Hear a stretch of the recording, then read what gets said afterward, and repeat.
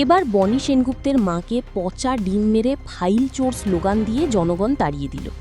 বনির মা পিয়া সেন অসুস্থ হয়ে অ্যাম্বুলেন্সে ছাড়লেন ইম্পার অফিস।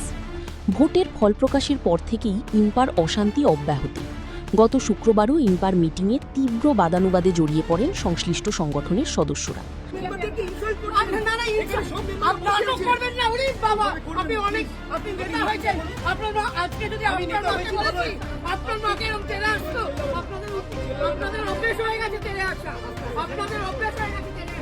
বর্তমান সভাপতি পিয়া সেনগুপ্তের পদত্যাগের দাবিতে অনড় বিক্ষুব্ধ সদস্যরা। সপ্তাহ ঘুরলেও সমস্যার মীমাংসা হল না।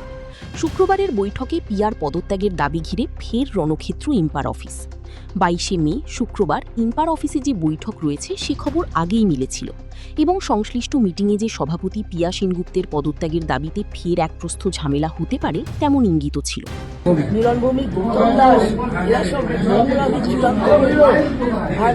যেভাবে আমার শরীরে হাত দিল, শ্লীলতাহানি করলো, তোমরা তো সবাই সাক্ষী, তোমরা তো দেখলেই মানুষটাকে আমি ছাড়া আমি না দিলে তো আজকে বেরোতে পারতো না। কিন্তু শুক্রবার ইম্পার অফিসে যে দৃশ্য ধরা পড়ল তা রীতিমতো বাংলা সিনে ইন্ডাস্ট্রির জন্য অসন্তোষজনক। মিটিং ছেড়ে মাঝপথেই ফাইল হাতে বেরিয়ে যান অগ্নিশর্মা পিয়া সেনগুপ্ত। কেন বৈঠক ছেড়ে বেরোলেন? তার অভিযোগ, ভিতরে পিয়ারের লোক বাইরের লোক ঢুকিয়েছে, পুলিশের সামনে তেড়ে আসছে। এমতাবস্থায় কি করে মিটিং করব? পিয়ার প্রশ্ন, এটা কি কোনো তৃণমূল বা বিজেপি বা সিপিআইএম এর পার্টি অফিস যে বাইরে থেকে লোক এনে হাঙ্গামা করবে? তৃণমূলের পার্টি অফিস না বিজেপির পার্টি অফিস না সিপিএম এর পার্টি অফিস? বাইরে থেকে লোক নিয়ে এসে এখানে হাঙ্গামা করবে, মিটিং ইম্পারে গেছে প্রপার।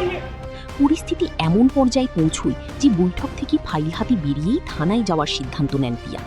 বর্তমান সভাপতির অভিযোগ, এদিনের বৈঠকে এমন অনেকে রয়েছেন যারা ইম্পার সদস্য নন, তাই তাদের মিটিংয়ে রাখতে চান না তিনি।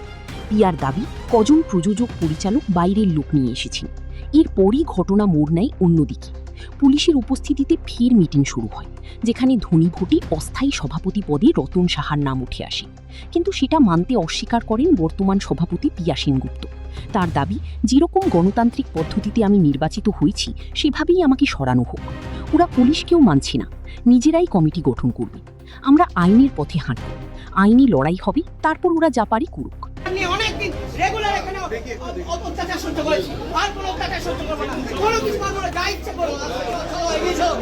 এদিন পিয়া সেনগুপ্ত ছাড়াও বেশ কজন ইম্পা সদস্য গণতান্ত্রিক পদ্ধতিতে ভোটের দাবি তোলেন।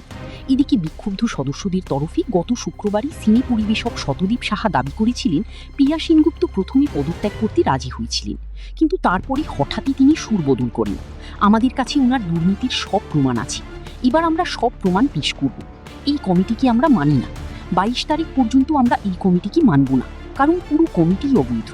এবার এই পরিস্থিতি কোন দিকে মোড় নেয় সেটাই দেখার।